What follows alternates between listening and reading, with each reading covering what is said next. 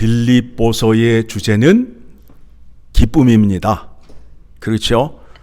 그 기쁨이 어디에서 오는지, 그 기쁨의 근원이 무엇인지를 잘 말씀해 주는 서신서입니다.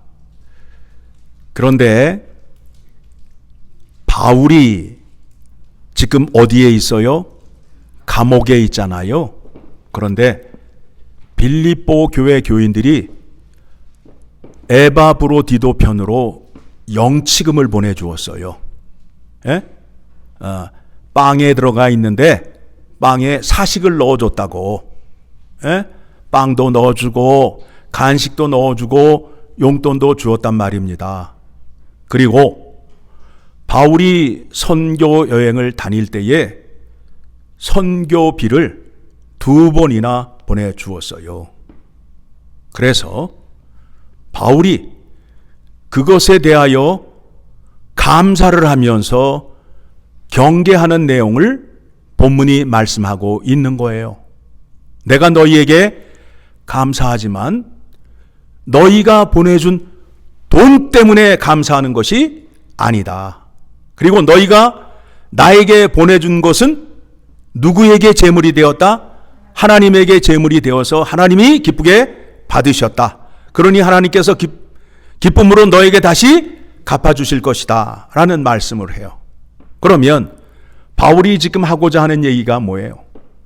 바울이 하고자 하는 얘기가 뭐예요?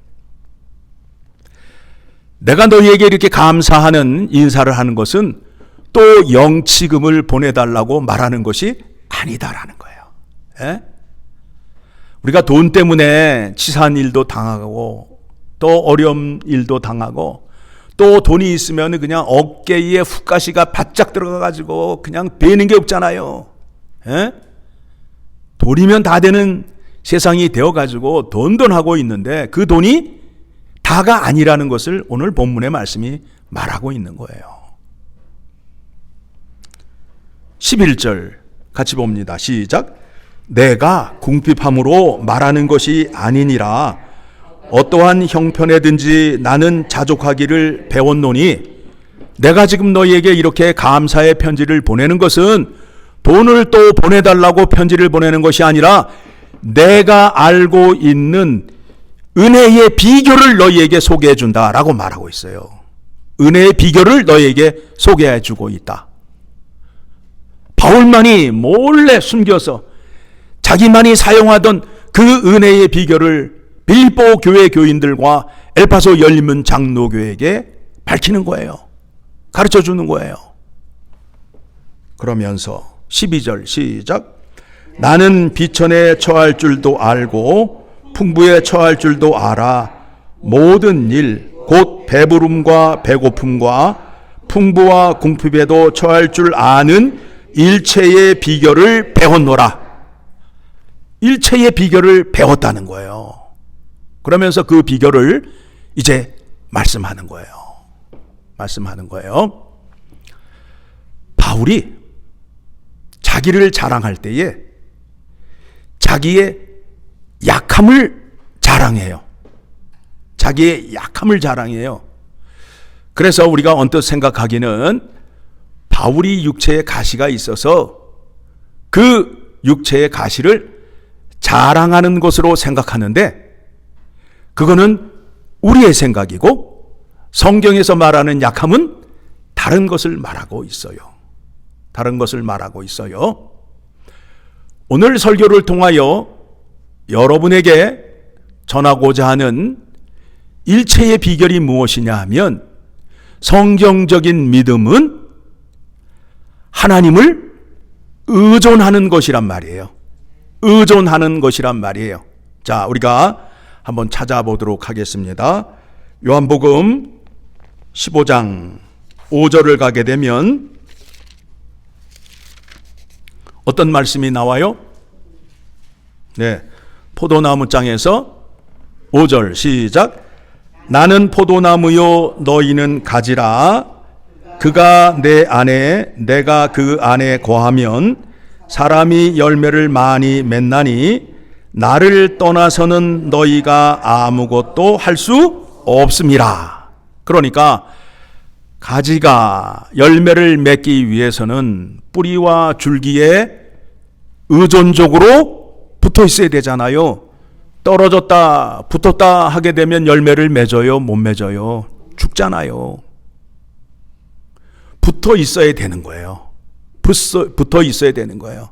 이거를 여호와 하나님을 의존하는 믿음이라고 하는데, 사도 바울이 자기의 믿음을 소개하면서 나의 약함이라고 표현을 하고 있어요. 그러니까 어린아이는 강해요? 약해요? 약하잖아요. 그래서 어린아이가 누구를 졸졸 따라다녀요? 엄마에게 의존적이잖아요. 밥도 누가 먹여줘야 돼요? 옷도, 기저귀도, 목욕도 의존적이란 말이에요. 우리의 믿음 생활이 그렇게 돼야 된다는 거예요. 모든 일에 우리 주님과 함께 의존적인 믿음을 가져야 된다라는 겁니다. 성경을 보게 되면 사도 바울이 자랑하는 것은 맨날 얻어 터진 얘기만 해요. 자, 소개해 드립니다. 고린도 후서를 가게 되면 고린도 후서 11장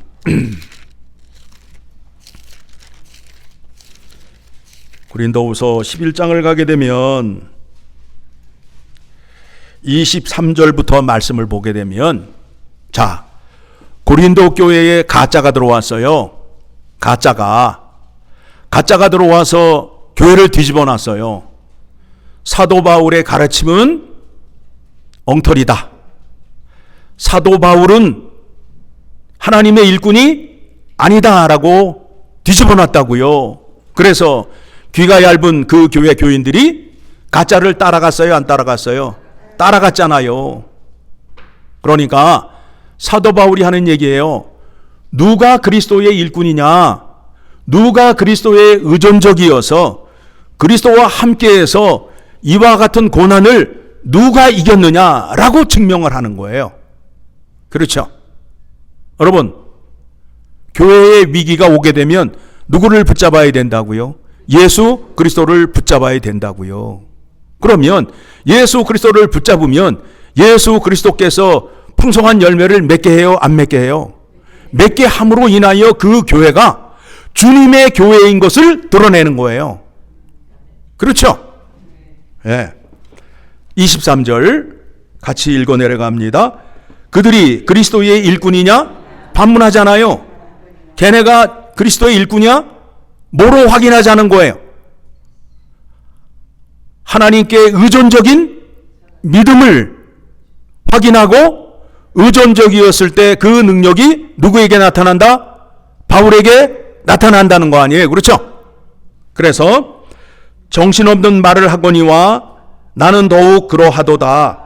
내가 수고를 넘치도록 하고 옥에 갇히기도 더 많이 하고 매도 수없이 맞고 여러 번 죽을 뻔하였으니, 그러면서 이제 매 맞은 것, 고생하고 수고한 것을 지금 소개하고 있어요.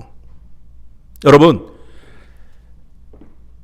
24절을 보게 되면 유대인들에게 40에서 하나 감한 매를 5번 맞았으며 40대를 맞으면 죽는다, 산다? 죽는다. 그런데 한 대를 뺐어. 그러면 이제 어떻게 된 거예요? 너 우리가 욕할 때 그러잖아요. 너 반 죽어 그러잖아요. 무슨 얘기예요? 반쯤 죽여놓는다는 거 아니에요? 그런데 이거는 40대에서 하나를 뺐으니까 39대를 맞게 되면 어떻게 되는 거예요? 반의 반반이 넘어가는 거 아니에요? 죽음의 문턱까지 간 거 아니에요? 그렇게 몇 번을 맞았다고요? 5번을 맞았는데 바울이 죽었다, 살았다? 살았다. 바울이 맞을 때에 누가 함께 하셨다는 거예요? 예수 그리스도가. 죽음에서 부활하신 예수 그리스도가 함께함으로 인하여 그렇게 두들겨 패도 죽는다, 안 죽는다? 안 죽는다. 이거를 보여주는 거 아니에요? 25절 시작. 3번 태장으로 맞고 1번 돌로 맞고 3번 파선하고 일주야를 깊은 바다에서 지냈으며 3번 태장, 채찍 끝에다가 철사를 감았어요. 맞으면 살점이 뚝뚝 떨어져요. 그렇게 3번을 맞았다고요. 그런데도 안 죽었어요. 바울이 지금 하고자 하는 얘기가 뭐예요?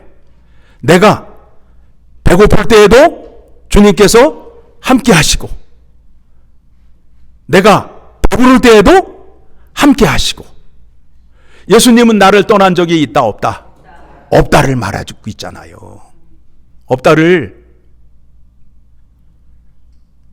교회의 재정이 넉넉하면 주님이 역사하시고, 교회의 재정이 없으면 주님이 역사 안 하시나요?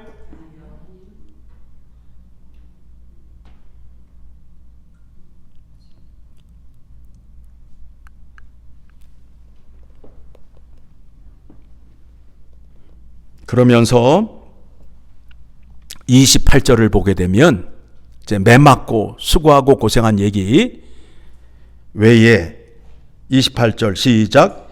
이 외의 일은 고사하고 아직도 날마다 내 속에 눌리는 일이 있으니 곧 모든 교회를 위하여 염려하는 것이라.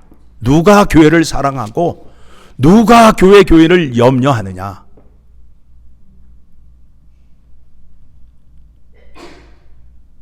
질문을 하고 있잖아요. 누가 교회를 사랑하느냐?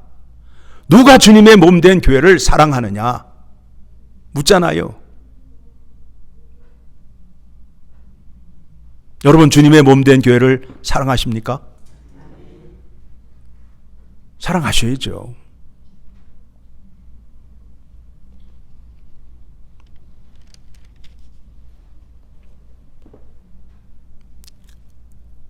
하나님께 의존적인 믿음을 여러분에게 지금 소개하고 있습니다. 만일 가지가 포도나무 줄기에 떨어져 있다면 어떤 결과가 일어날까요? 요한복음 15장 6절의 말씀 다시 돌아갑니다. 15장 6절의 말씀 어떻게 돼요?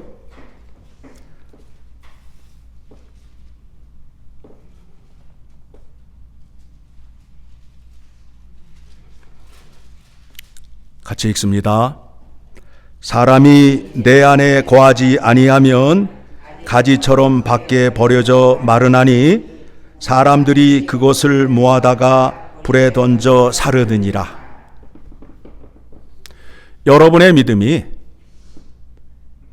우리 주님과 의존적인 믿음이 아니면 떨어진 가지예요. 맛을 잃은 소금이에요.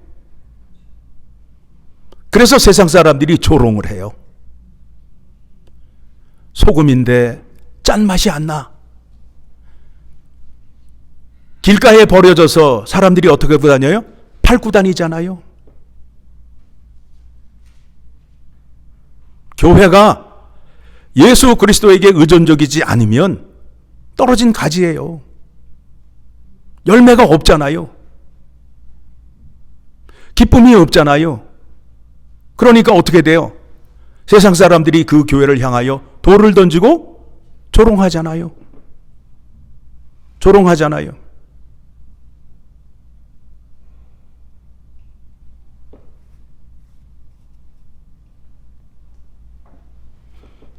그래서 바울이 이와 같이 고백을 합니다. 이제 또 다시 고린도후서 12장 9절로 가게 되면 바울이 지금 무엇을 자랑하는지, 무엇을 보려 하는지, 보여주려 하는지 여러분 잘 보시고 그 믿음을 붙잡으셔야 돼요. 붙잡으셔야 돼요. 자, 바울이 하는 말이에요.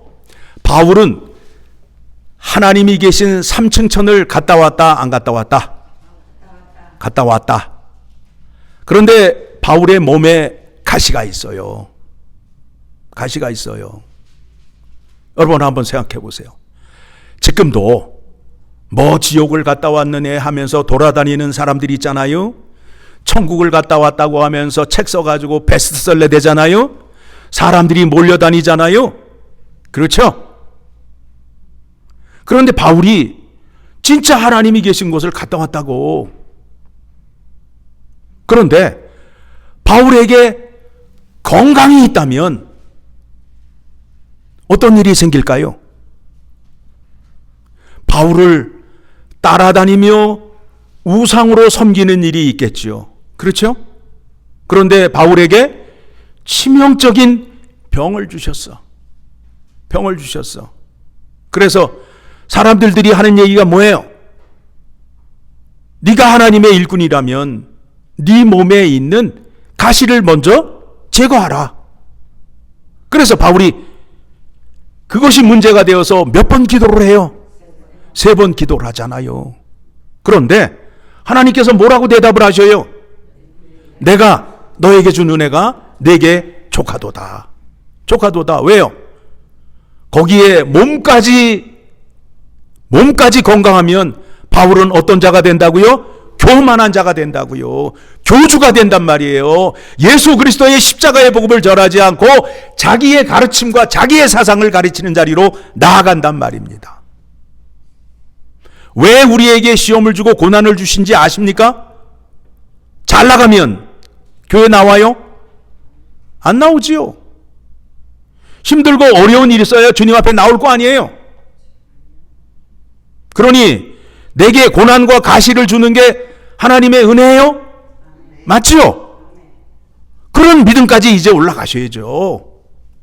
바울처럼 되기 원한다고 하면서 기도는 뭐라고 하느냐면 똥이란 똥은 다 피해가게 해주시고 더러운 건 다 피해 주시고 내 앞으로 환난의 바람도 지나가지 않게 해달라고 기도하고 있잖아요. 아니에요. 어떻게 기도하셔야 돼요?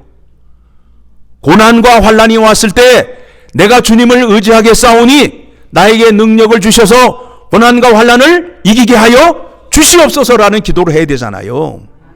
그게 성경적인 기도요 믿음이잖아요. 지금 그것을 우리에게 요구하고 있는 거 아니에요? 9절 같이 봅니다. 시작. 나에게 이르시기를 내 은혜가 내게 족하도다. 이는 내 능력이 약한 데서 온전하여 짐이라 하신지라. 그러므로 도리어 크게 기뻐함으로 나의 여러 약한 것에 대하여 자랑하리니 이는 그리스도의 능력이 내게 머물게 하려 함이라. 그러므로 내가 그리스도를 위하여 약한 것들과 능력과 궁핍과 박해와 공고를 기뻐하노라. 이는 내가 약한 그때에 강함이라. 내가 약한 그때에 누구를 붙잡았다고요? 예수 그리스도의 의존적인 믿음을 소개하고 있잖아요. 붙잡으면 능력을 주신다, 안 주신다? 주신다는 거 아니에요. 그렇죠? 그래서 이 가르침에 대해서 사도 바울이 예수 그리스도의 가르침을 생각하는 거예요. 예수 그리스도께서 그렇게 가르쳐 주시고 본을 보여주셨다. 그러면서 고린도 후서 13장 4절의 말씀 봅니다.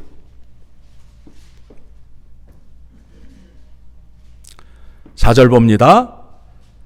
자, 그리스도께서 약하심으로 십자가에 못 박히셨나니. 그리스도가 약하신 분이에요? 아니죠.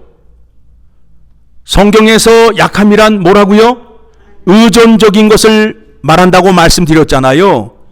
예수 그리스도가 누구를 붙잡고 누구의 말씀에 죽기까지 순종하신 거예요. 하나님 아버지의 말씀에 죽기까지 순종하신 것을 어떻게 표현했다고요? 그리스도께서 약하심으로 십자가에 못 박히셨으나. 그렇죠?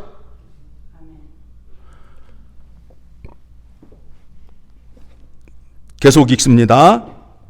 하나님의 능력으로 살아 계시니 우리도 그 안에서 약하나 너희에게 대하여 하나님의 능력으로 그와 함께 살리라.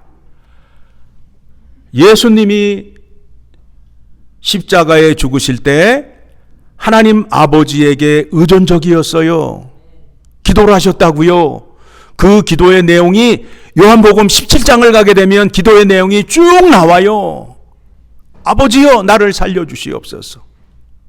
아버지의 영광이 드러나고 나의 영광이 드러나게 하여 주시옵소서라고 기도했다고요.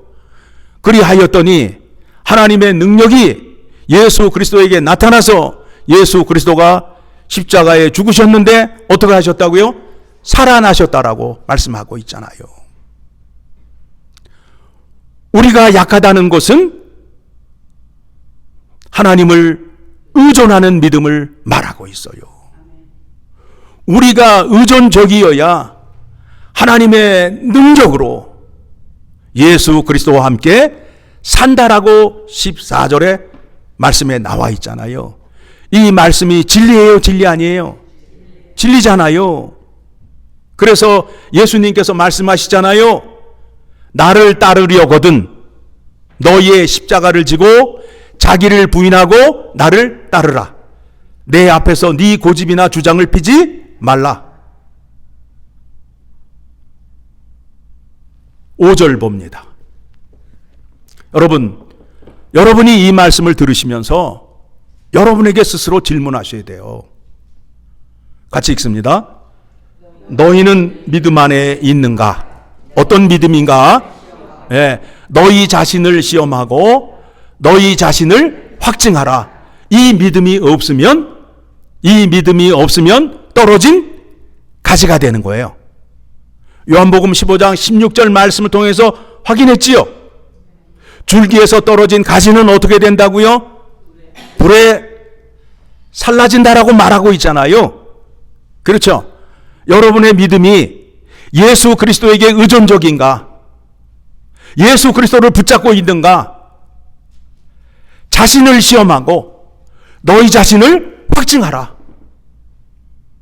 그게 아니면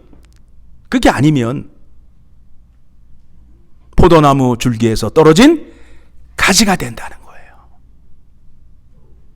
그래서 그 다음에 예수 그리스도께서 너희 안에 계신 줄을 너희가 스스로 알지 못하느냐? 그렇지 않으면 너희는 버림받은 자니라. 여러분 주인에게 순종하셔요?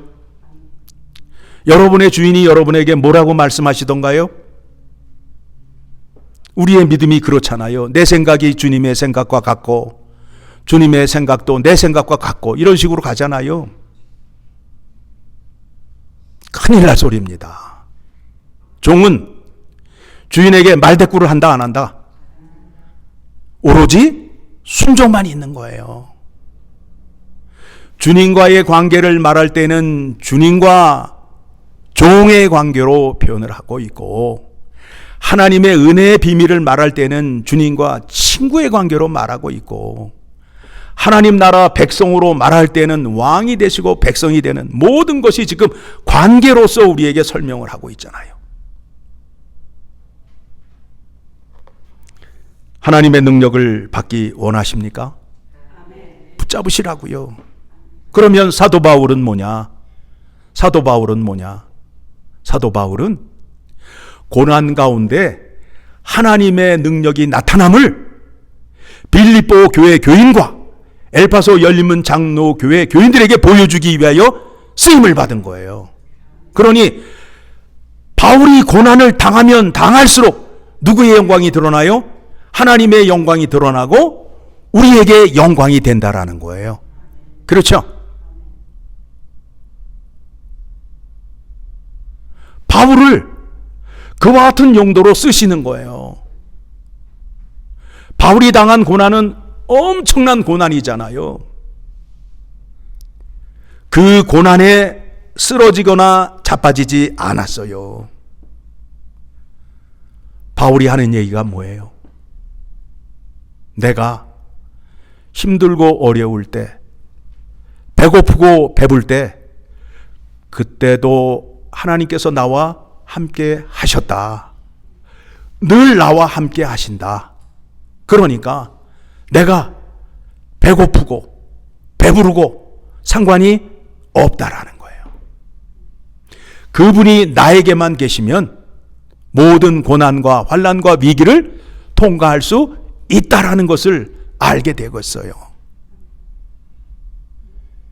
그래서 그 바울이 고백하는 그 유명한 말, 여러분 집에 가면 액자 속에 있는 그 말씀, 오늘 말씀 잘 이해하시고 그 액자의 성구를 보게 되면 더 은혜가 될 것입니다. 13절, 빌립보서 4장 13절 같이 봅니다. 같이 읽습니다. 내게 능력 주시는 자 안에서 내가 모든 것을 할 수 있느니라. 그렇죠? 예, 포도나무 짱 우리가 잘 알고 있어요. 바울이 내가 약할 그때의 강함이라 여러 가지 말씀을 띄엄띄엄 알고 있는데 그 말씀을 잘 정리를 해보니까 우리 주님에게 의존하라는 믿음을 말씀하고 있구나. 사도 바울이 모든 고난과 환난을 이긴 믿음의 일체의 비결은 뭐였다?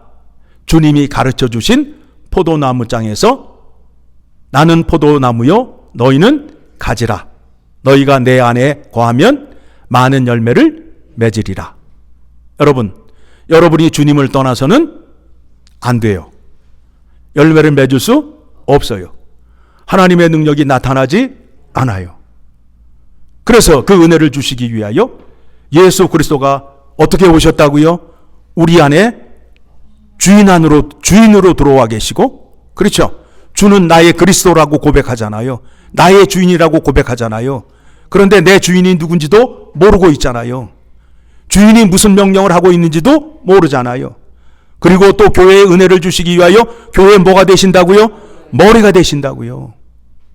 그렇게 은혜를 주시기 위하여 이렇게 철저하게 준비하시고 베풀어 주시는데 그것을 누리지 못한다면 참 억울한 일이겠죠. 여러분, 예수를 믿었으니, 이왕 믿었으니 우리에게도 하나님의 능력이 나타나서 이러한 고난을 잘 헤치고 이길 수 있는 능력을 주시옵소서. 능력을 받아서 그 다음은 어느 자리로 나아가요? 감사와 찬양하는 자리로 나아가고 그 능력을 전하는 전도와 선교의 자리로 나아가야 될 거 아니에요. 그래야 쓰임받는 백성들이 될 거 아닙니까? 우리 교회가 그런 교회, 여러분들이 그러한 신자가 되기를 간절히 소망합니다.